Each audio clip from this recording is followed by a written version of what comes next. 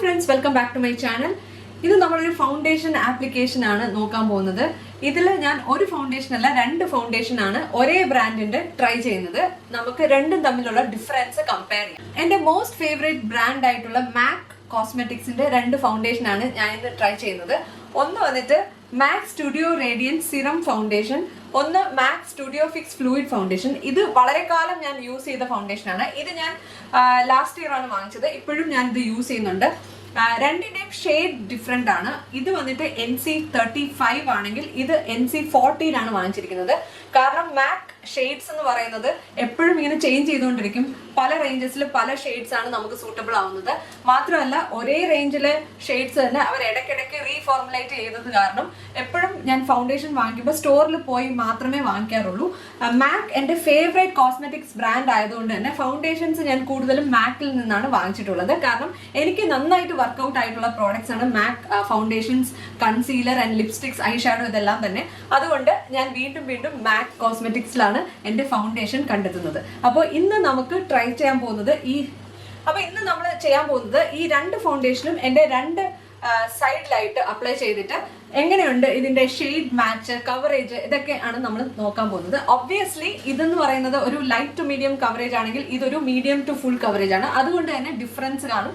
പക്ഷേ കൂടുതൽ നാച്ചുറൽ ആയിട്ട് തോന്നുന്ന ഏത് ഫൗണ്ടേഷൻ ആണെന്ന് നമുക്ക് ഇത് നോക്കാം. ഇപ്പൊ വീഡിയോ തുടങ്ങുന്നതിന് മുന്നേ ഞാൻ പറയട്ടെ, എന്റെ അണ്ടർ ഐസ് ഞാൻ കവർ ചെയ്തിട്ടുണ്ട്. ഞാൻ യൂസ് ചെയ്ത കൺസീലർ ക്ലിനിക്കിന്റെ even better concealer in the shade toasted wheat എന്ന ഷെയ്ഡാണ്. അതേപോലെ ഞാൻ ഒരു ചെറിയ wash of eye shadow apply ചെയ്തിട്ടുണ്ട്.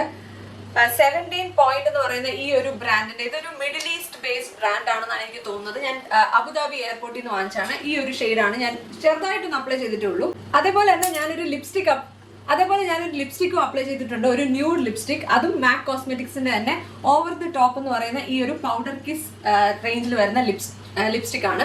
ഫൗണ്ടേഷൻ അപ്ലൈ ചെയ്യുന്നതിന് മുന്നേ ഞാൻ എന്റെ ഫേസിൽ മോയ്സ്ചറൈസർ അപ്ലൈ ചെയ്തിട്ടുണ്ട്. അതേപോലെ തന്നെ MACന്റെ പ്രെപ്പ് പ്ലസ് പ്രൈം ഈ ഒരു ഹൈഡ്രേറ്റിംഗ് പ്രൈമറും അപ്ലൈ ചെയ്തിട്ടുണ്ട്. ഇത് സിലിക്കോൺ ബേസ്ഡ് ആണെന്ന് എനിക്ക് തോന്നുന്നില്ല. ഇതൊരു മോർ ഹൈഡ്രേറ്റിംഗ് ഫോർമുലയാണ്. ഒരു മോയ്സ്ചറൈസർ പോലെയാണ് എനിക്കിത് തോന്നിയിട്ടുള്ളത്. എന്റെ കുറച്ചുകൂടെ ഒരു മെച്ചുവേർഡ് ആൻഡ് ഡ്രൈ സ്കിൻ ആയതുകൊണ്ടാണ് ഈ ഒരു പ്രൈമർ ഞാൻ യൂസ് ചെയ്യുന്നത്. അപ്പൊ എന്റെ കയ്യിൽ തൽക്കാലം വേറെ മേക്കപ്പ് ബ്ലെൻഡേഴ്സ് ഒന്നും അവൈലബിൾ അല്ലാത്തതുകൊണ്ട് എൽഫിന്റെ ഈ ഒരു കാമോ കൺസീലർ സ്പഞ്ച് ആണ് ഞാൻ യൂസ് ചെയ്യുന്നത്. ഇതിന്റെ രണ്ട് സൈഡ് നമുക്ക് യൂസ് ചെയ്ത് ഫൗണ്ടേഷൻ അപ്ലൈ ചെയ്ത് നോക്കാം.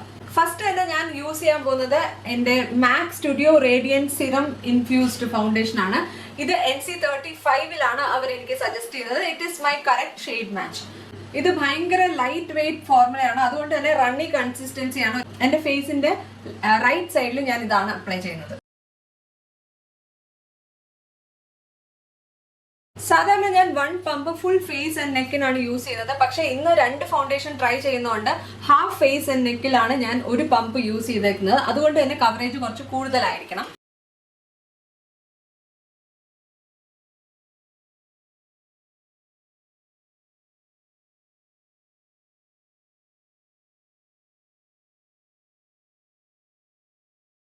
ഈ ഒരു ഫൗണ്ടേഷൻ സിറം ഇൻഫ്യൂസ്ഡ് ഫൗണ്ടേഷൻ ആണ്. മാത്രമല്ല ഇതൊരു മാറ്റ് ഫിനിഷ് ഫൗണ്ടേഷൻ അല്ല, ലൈറ്റ് ടു മീഡിയം കവറേജ് ആണ്. അതുകൊണ്ട് തന്നെ ഈ ഒരു സൈഡിൽ നോക്കിയാൽ അറിയാം എനിക്ക് ഒരു ഡ്യൂയി ഫിനിഷ് ആണ് ഇത് കൊടുക്കുന്നത്. ഒട്ടും തന്നെ മാറ്റ് ഫിനിഷ് അല്ല. അപ്പോൾ എനിക്ക് തോന്നുന്നു ഡ്രൈ സ്കിൻ അല്ലെങ്കിൽ ഡ്രൈ ടെക്സ്ചർ സ്കിൻ ഉള്ളവർക്ക് ഇത് നല്ലൊരു ഫൗണ്ടേഷൻ ആണ്. ഇതിന് കുറച്ച് കൂടുതൽ ഓറഞ്ച് ടിന്റ് ഉള്ളതുപോലെ എനിക്ക് തോന്നി. NC35 ആണ് ഈ ഷെയ്ഡ്. അപ്പോൾ അത്യാവശ്യം നല്ല കവറേജ് ഉണ്ട്. പക്ഷേ ഡെയിലി വെയറിന് പറ്റിയൊരു ഫൗണ്ടേഷൻ ആണ്. ഒരു ഒക്കേഷണൽ വെയറിന് പറ്റിയ ഫൗണ്ടേഷൻ ആണെന്ന് എനിക്ക് തോന്നുന്നില്ല. കാരണം ഭയങ്കര ലൈറ്റ് കവറേജ് ആണ്. ഈ ഒരു ഫൗണ്ടേഷൻ എനിക്ക് തോന്നുന്നില്ല മിനി സൈസിൽ വരുന്നുണ്ടെന്ന്. ഇത് ഞാൻ ഒരു സൈസിലേ കണ്ടിട്ടുള്ളൂ.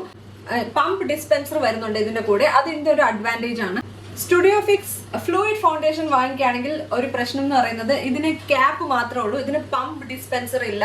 ഇതിന്റെ ബിഗർ സൈസ് വാങ്ങിക്കുകയാണെങ്കിലും എനിക്ക് തോന്നുന്നു പമ്പ് സെപ്പറേറ്റ് ആയിട്ട് വാങ്ങിക്കണമെന്നാണ് എൻ്റെ ഓർമ്മ. കാരണം ഞാൻ പണ്ട് വാങ്ങിച്ചപ്പോൾ പമ്പ് എനിക്ക് സെപ്പറേറ്റ് ആയിട്ട് വാങ്ങിക്കേണ്ടി വന്നു. പമ്പിന് ഒരു 800 rupees എബോ ഉണ്ട്.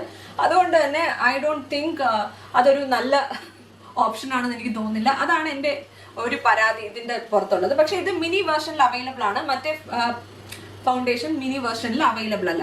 നമുക്ക് എന്തായാലും ഇതിന്റെ NC40 എന്ന് പറയുന്ന ഷെയ്ഡ് ഈ ഒരു സൈഡിൽ അപ്ലൈ ചെയ്ത് നോക്കാം. ഇത് കുറച്ചുകൂടെ തിക്ക് കൺസിസ്റ്റൻസിയാണ്. അതുകൊണ്ട് തന്നെ ഡിസ്പെൻസ് ചെയ്തെടുക്കാൻ കുറച്ച് ബുദ്ധിമുട്ടാണ് വിത്തൗട്ട് എ പമ്പ്. മറ്റേ ഫൗണ്ടേഷൻ കമ്പയർ ചെയ്യുമ്പോഴത്തേനും ഇതിന് കുറച്ചുകൂടെ ഓറഞ്ച് ടിന്റ് കുറവാണ് ഈ ഒരു ഷെയ്ഡിന്. But to be noted, shade number വെച്ച് നോക്കുമ്പം ഇത് ഒരു ഹയർ ഷെയ്ഡ് നമ്പർ ആണ്, but that is a lower shade number. പക്ഷെ അതിൽ കുറച്ചുകൂടെ ഓറഞ്ച് ടിന്റ് കൂടുതലാണ്. അപ്പോൾ ഈ ഫൗണ്ടേഷനും ഞാൻ എൻ്റെ ഫേസിൽ നന്നായിട്ട് ഡോട്ട് ഇട്ട് കൊടുത്തിട്ടുണ്ട്. ഇനി നമുക്കിത് ബ്ലെൻഡ് ചെയ്യാം. നമുക്ക് ഈ സ്പഞ്ചിന്റെ മറ്റേ സൈഡ് യൂസ് ചെയ്യാം.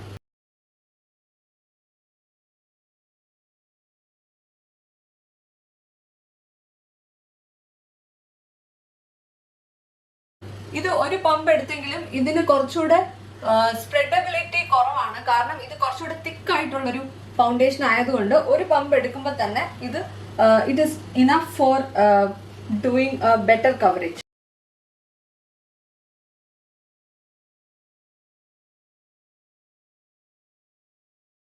തിക്കാണെങ്കിൽ പോലും ഈ ഒരു ഫൗണ്ടേഷൻ ഈസി ആയിട്ട് ബ്ലെൻഡ് ആവുന്നുണ്ട്. ഒരുപാട് സമയമൊന്നും എടുത്തില്ല. മാത്രമല്ല ഫിനിഷ് നോക്കിയാലും നിങ്ങൾക്ക് ഡിഫറൻസ് മനസ്സിലാവും. ഈ സൈഡിൽ കുറച്ചുകൂടെ മാറ്റ് ഫിനിഷ് ആണ്, എങ്കിലൊരു ഡ്രൈ മാറ്റ് ഫിനിഷ് അല്ല. പക്ഷെ ഈ സൈഡിൽ ശരിക്കും ഡ്യൂയി ഫിനിഷ് ആണ്. കുറച്ച് എന്താണ് ഹൈലൈറ്റർ ഇട്ടതുപോലത്തെ ഒരു ഫിനിഷ് ആണ് ഈ സൈഡിൽ. പക്ഷെ ഈ സൈഡിൽ കുറച്ചുകൂടെ സട്ടിൽ ആയിട്ടുള്ളൊരു ഒരു ടെക്സ്ചർ ആണ് ഇത് കൊടുക്കുന്നത്. ഇത് കുറച്ചുകൂടെ ഒരു സോഫ്റ്റ് മാറ്റ് ഫിനിഷ് ആണ്. ഒരു 6 മാസത്തിന് മുകളിലായിട്ട് ഞാൻ സ്റ്റുഡിയോ റേഡിയൻസ് ഫൗണ്ടേഷൻ എപ്പോഴും ഓഫീസിൽ പോകുമ്പോൾ യൂസ് ചെയ്യുന്നുണ്ട്. അപ്പോൾ എൻ്റെ എക്സ്പീരിയൻസ് അനുസരിച്ച് പറയാം, ഇത് കുറച്ചുകൂടെ ഹൈഡ്രേറ്റിംഗ് ഫോർമുലയാണ്, സിറം ഇൻഫ്യൂസ്ഡ് ആണെന്ന് പറയുമ്പോഴും ഒരു പ്രശ്നമായിട്ട് എനിക്ക് തോന്നിയിട്ടുള്ളത്, കുറേ നമ്മൾ ലോങ് വെയറിന് ഇത് അത്ര പറ്റിയൊരു ഫോർമുല അല്ല. പ്രത്യേകിച്ചും നമ്മളുടേത് ഭയങ്കര ഡ്രൈ സ്കിൻ അല്ലെങ്കിൽ ഇത് നമ്മുടെ ഫേസിനെ ഒന്നുകൂടെ ഓയിലി ആക്കുന്നത് പോലെ എനിക്ക് തോന്നിയിട്ടുണ്ട്. ഇത് ഞാൻ ഓഫീസിൽ ഇട്ടുകൊണ്ട് പോകും. ഈവൻ ദോ ഞാൻ പോകുന്നതും ഇരിക്കുന്നതും ഒക്കെ AC-യിലാണെങ്കിൽ പോലും ഞാൻ ഇടയ്ക്കൊന്ന് മുഖം ഒന്ന് ചെക്ക് ചെയ്യുമ്പോഴത്തേനും ഭയങ്കരമായിട്ട് ഓയിലി ആയിട്ട് എനിക്ക് തോന്നിയിട്ടുണ്ട്. ബട്ട് ഈ ഒരു ഫൗണ്ടേഷൻ എനിക്ക് അങ്ങനത്തെ ഒരു ഫീൽ കൊടുക്കാറില്ല. ഇത് പൗഡർ വെച്ചിട്ട് സെറ്റ് ചെയ്തില്ലെങ്കിൽ കൂടെ ഇത് നോർമൽ ആയിട്ടാണ് ഇരിക്കുന്നത്.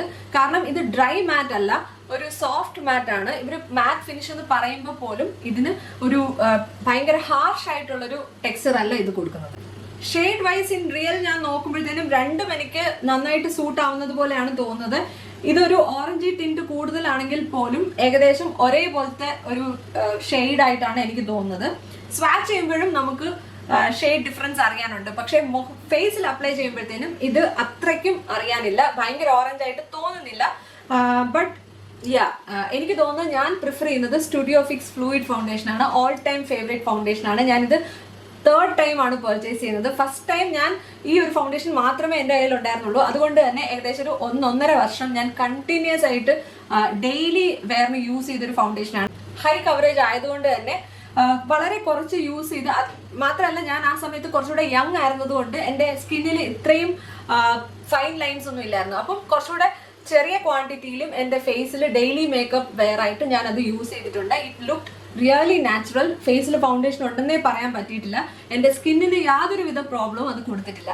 അപ്പോൾ I will always prefer studio fix fluid foundation. പിന്നെ നിങ്ങളുടെ സ്കിന്ന് ടെക്സ്ചർ അനുസരിച്ചാണ് നിങ്ങൾ ഫൗണ്ടേഷൻ ചൂസ് ചെയ്യേണ്ടത്. ഞാൻ എൻ്റെ ഒപ്പീനിയൻ ആണ് പറഞ്ഞത്. എൻ്റെ ഒരു നോർമൽ ടു ഡ്രൈ സ്കിൻ ആണ്.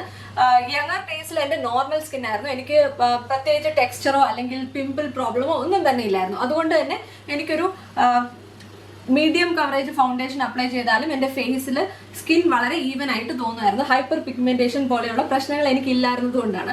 അപ്പോൾ അതാണ് എൻ്റെ കൺക്ലൂഷൻ. എനിക്ക് സ്റ്റുഡിയോ ഫിക്സ് ഫ്ലൂയിഡ് ഫൗണ്ടേഷൻ്റെ ഫിനിഷാണ് കുറച്ചുകൂടെ ഇഷ്ടം.